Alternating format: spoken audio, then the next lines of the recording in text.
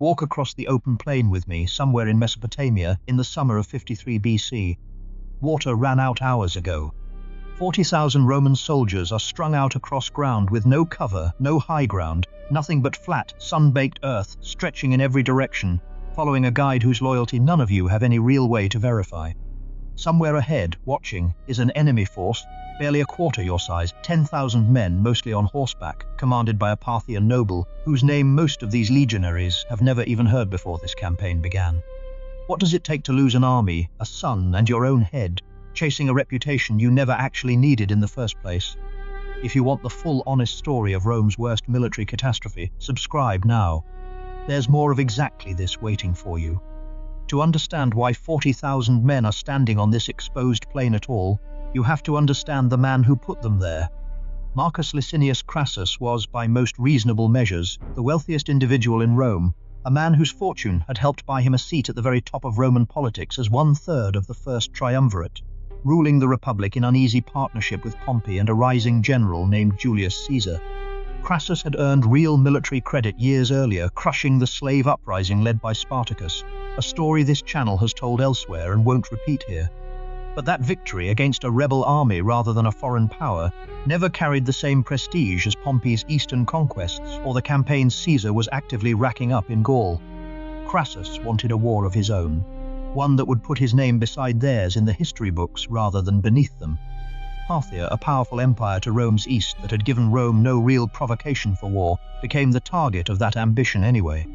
Understanding just how thoroughly greed had already defined Crassus's reputation by this point in his life helps explain why the darkest legends about his death took the specific shape they did. Long before Parthia, Crassus had built much of his fortune through a scheme that reads less like ancient history and more like a protection racket.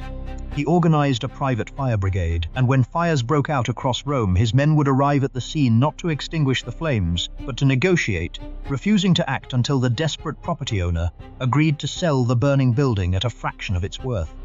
He expanded that fortune further during the political purges carried out under the dictator Sulla, buying up the confiscated properties of Sulla's condemned enemies at prices deliberately driven low through intimidation. By the account of the biographer Plutarch, Crassus's wealth grew from a modest starting sum to something in the range of 7,100 talents, an almost incomprehensible fortune by the standards of the ancient world, built consistently on other people's misfortune. When later writers reached for a symbol of poetic justice in describing his death, a man famous for turning fire and ruin into personal profit, choking on the very metal he had spent a lifetime chasing was, whether literally true or not, exactly the kind of story Rome was primed to believe about him. Crassus's fellow triumvirs had tried to talk him out of it. Cicero and other senior Roman voices publicly questioned the legality and wisdom of a war against a power that had done Rome no harm, and a tribune reportedly went so far as to formally curse the expedition as it marched out of the city, a ritual condemnation ancient Romans took seriously as a genuine bad omen rather than empty theatre. Crassus proceeded anyway, treating the criticism as exactly the kind of resistance a man of his wealth and standing could simply outlast. The campaign began badly and only got worse. As Crassus advanced into Mesopotamia, a local Arab chieftain named Ariamnes offered his services as a guide, presenting himself as a helpful local ally and assuring Crassus that only a small disorganized Parthian force stood in his path.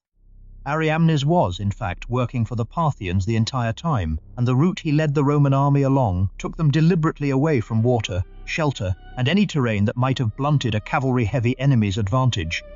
Crassus had at least one chance to change course before disaster struck.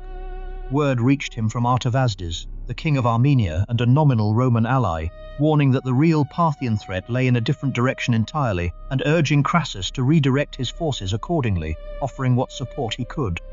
Crassus dismissed the warning and continued his advance exactly as planned, choosing the momentum of his own ambition over the counsel of an ally who had far better local knowledge of the region than he did. If the idea that this entire disaster traces back to one wealthy man ignoring every warning available to him interests you as much as it interests us, our members get more of exactly this kind of decision-by-decision breakdown, first and uncut. It's there whenever you want to go further with us. The ground Ariamnes had led them to was, in almost every practical sense, chosen for Rome's destruction rather than its advantage. Open, flat and dry, it offered nothing for heavy Roman infantry to use against an enemy built entirely around speed and range.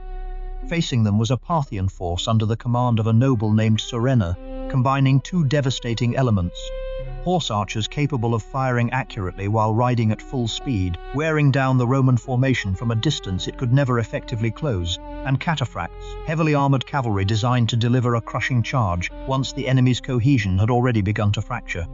Crassus had marched into this ground with 7 legions, roughly 36,000 men in total, including around 4,000 cavalry and a similar number of light infantry.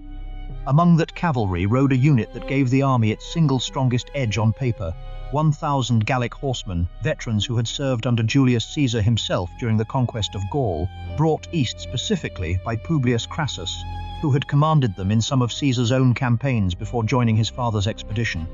Publius was given command of one wing of the army for the battle to come, Cassius the other, with Marcus Crassus holding the center of the square formation the legions had adopted to protect their flanks and baggage on ground that offered no natural cover of its own. On paper, this was still one of the most capable forces Rome could field. Against Surena's combination of endless arrows and armored cavalry on ground, chosen for exactly this fight, paper capability would count for very little. Now feel the arrows begin to fall. They come first from a distance, a rhythm of fire that never seems to run out no matter how long the Roman lines endure it, arrows finding gaps in armor and shields alike, and every attempt to charge the horsemen down only meets empty ground where the Parthians simply were moments before already repositioning to fire again. There is a specific hope keeping some of the Romans on their feet through the worst of it: the certainty that mounted archers, however skilled, must eventually run out of arrows. Every quiver has a limit. Every horseman needs to fall back and resupply eventually, and when that moment comes, the Roman line expects its chance to finally close the distance and fight on its own terms. That moment never comes.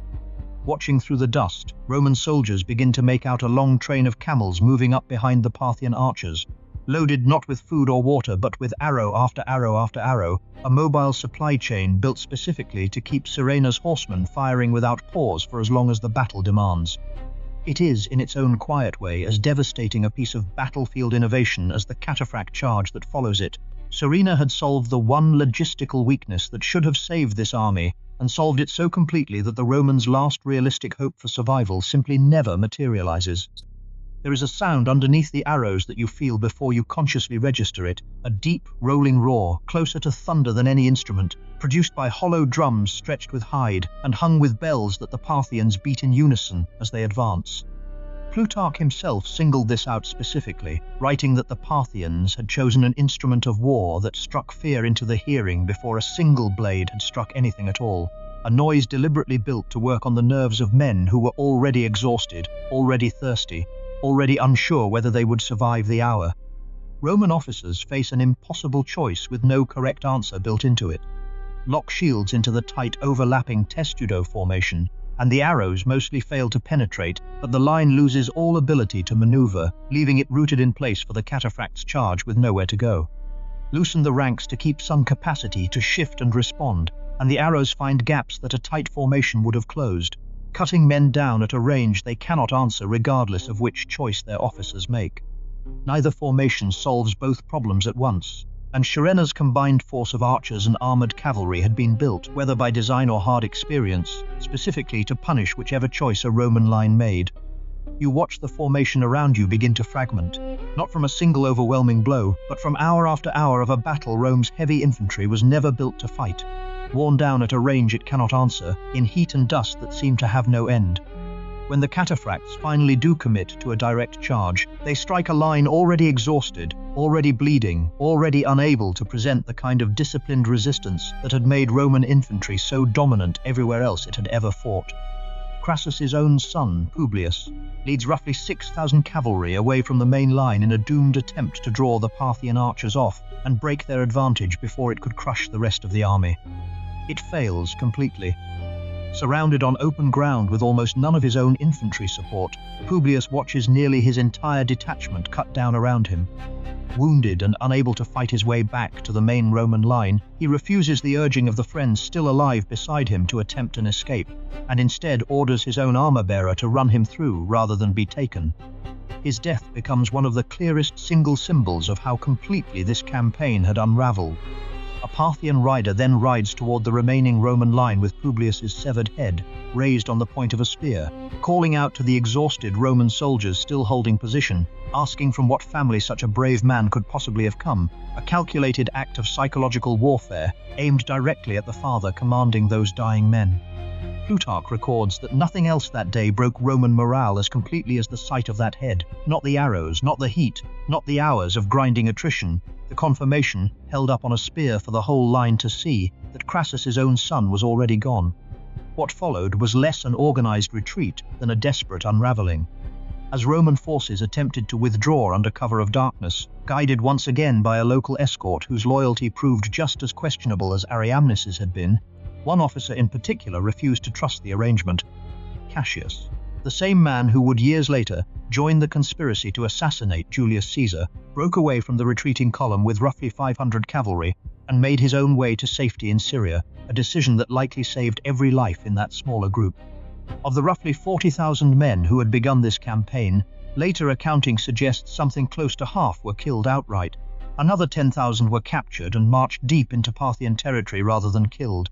And the remainder, under Cassius's continued command after the main retreat began, fought their way northwest toward Roman Syria across weeks of hostile, exhausting terrain.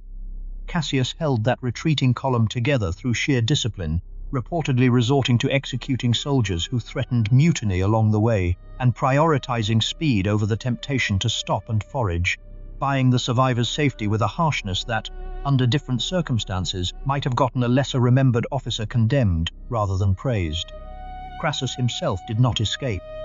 With his surviving forces trapped, starving, and out of realistic options, Crassus was persuaded, against his own better judgment by most accounts, to accept an invitation to meet directly with Surenna and negotiate terms for a Roman withdrawal. Whether this parley was ever intended in good faith by the Parthian side, or was simply the final piece of manipulation in a campaign already built almost entirely on manipulation, is a question the ancient sources answer with real disagreement about the specific sequence of events. What both major accounts agree on is the outcome. Crassus was killed during or immediately following that meeting, whether in a sudden scuffle that broke out around the negotiation or through more deliberate intent on the Parthian side. The general who had marched into Mesopotamia chasing a war Rome never needed did not live to see even a negotiated retreat. Of the 40,000 men who had marched into Mesopotamia under his command, only around 10,000 are believed to have made it out alive. What happened to Crassus's remains afterward has become one of the most retold and least reliably verified details of the entire campaign, and it deserves real scrutiny rather than simple repetition. The most famous version of the story claims Parthian captors poured molten gold down Crassus's throat, a grim symbolic mockery of the greed that had defined his reputation throughout his life. It is a genuinely unforgettable image, and it comes from exactly one ancient source, the historian Cassius Dio, writing generations after the battle itself. Plutarch, whose biography of Crassus was composed closer to the actual events, includes no such detail at all. Modern classical scholarship treats the molten gold story as a likely later literary embellishment, added to dramatize Parthian contempt for Roman avarice rather than a verified historical fact, and specialist myth-checking research into ancient claims reaches the same conclusion. We are not telling you it definitely didn't happen. We are telling you that one source, writing well after the fact, is a thin foundation for a story repeated as though it were beyond question. What is considerably better documented and stranger than the legend it gets overshadowed by is what actually happened to Crassus's severed head. According to Plutarch, a Parthian officer named Syllaces carried the head to the royal court, arriving at the worst possible moment for anyone hoping for a dignified reception. King Orodes was in the middle of celebrating a wedding, his own son Pacorus marrying the sister of Rome's nominal ally, Artavasdes, the king of Armenia, and the two royal households were marking the occasion with a staged performance of Euripides' tragedy, the Bacchae. The timing bordered on theatrical coincidence in its own right, because the play the court happened to be watching already climaxes with a mother carrying her own son's severed head on stage, mistaking it in her madness for the trophy of a slain lion. The actor performing that role, a man named Jason of Tralles, was in the middle of delivering those very lines when Syllaces arrived with his real trophy. According to the account, Jason set down the stage prop he had been holding, took Crassus's actual head from Silas's, and continued the scene, reciting the tragedy's own words over an actual dead Roman's head to a royal audience that responded, by Plutarch's account, with genuine applause.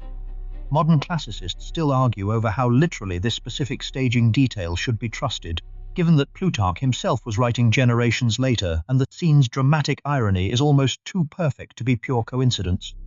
But the underlying fact that Crassus's head reached the Parthian court and was displayed there in connection with this performance is treated as considerably more solidly attested than the molten gold story. A Roman triumvir's death became in some verified form a stage prop in someone else's tragedy, a detail that requires no embellishment at all to be genuinely disturbing. Carrhae's consequences reached Roman territory almost immediately, and not only in the form of political fallout back in the capital.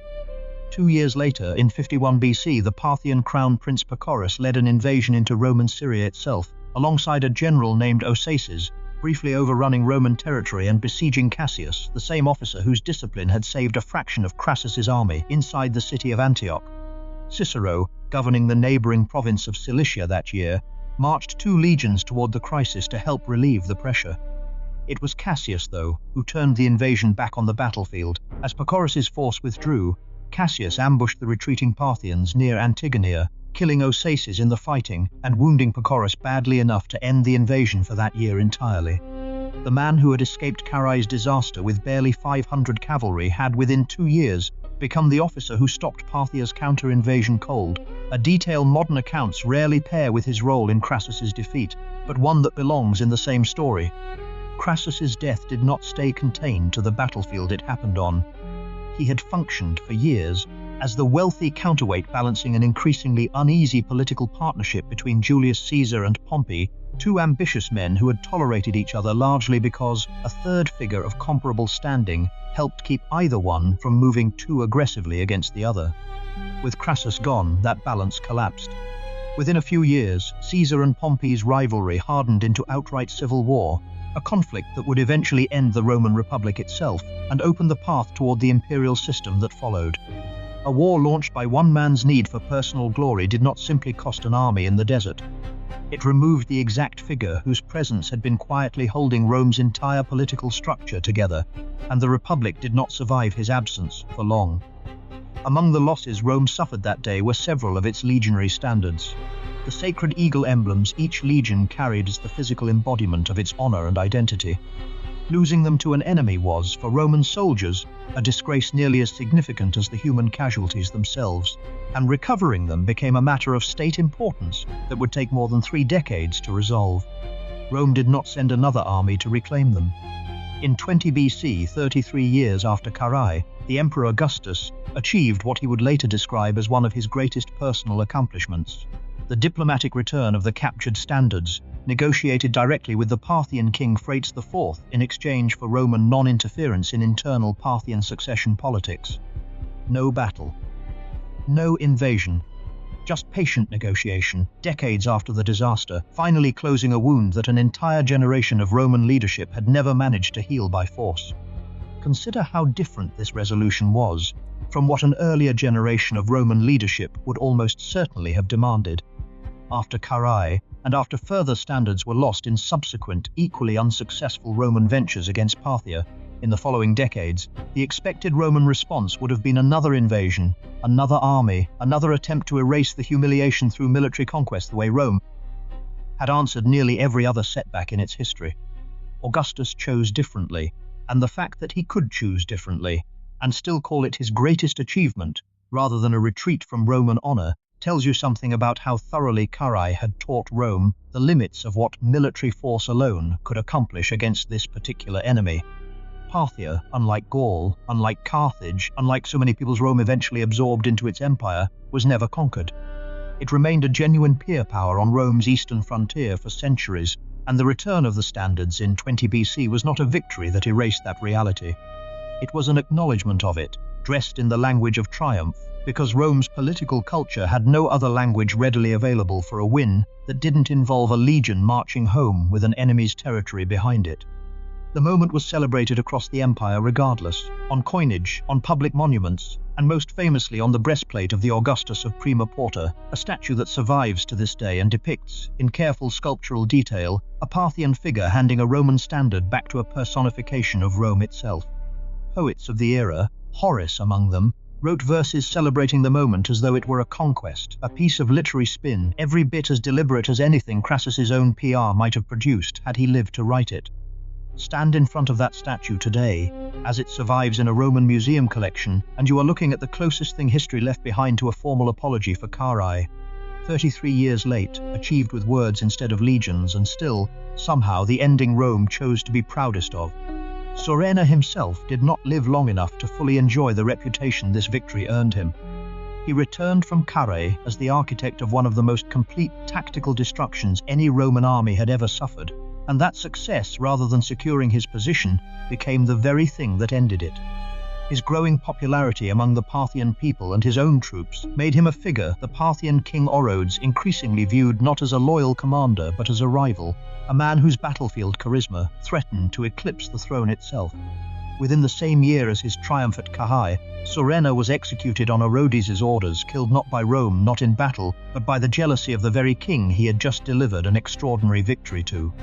The man who outthought and outmaneuvered Marcus Crassus, who solved the logistics of an endless arrow supply and turned Rome's finest infantry into a slaughter on an open plain, was dead within months, a casualty of the same court politics that had, in its own way, doomed Crassus's expedition from the opposite direction. Ambition, on both sides of this war, seems to have been a more dangerous force than either army's weapons. So think back to that open plain, to arrows falling in a rhythm that never seemed to end. You were never simply watching one general's military failure that day.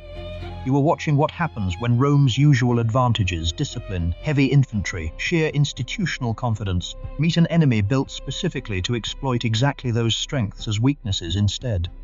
40,000 men paid for one man's need to match his rivals' reputations with a war nobody but him actually needed. The story that survives best in popular memory, gold poured down a dead man's throat, turns out to rest on shakier evidence than the stranger, better documented truth. A head repurposed for theatre, and a wound that took 33 years and quiet diplomacy, not another army, to finally close. If this is the kind of history you want more of, the ambition that outran the evidence, the legends checked against what the sources can actually support, the endings that arrived through patience rather than another battlefield, there's another one waiting for you. Click it and walk with us further.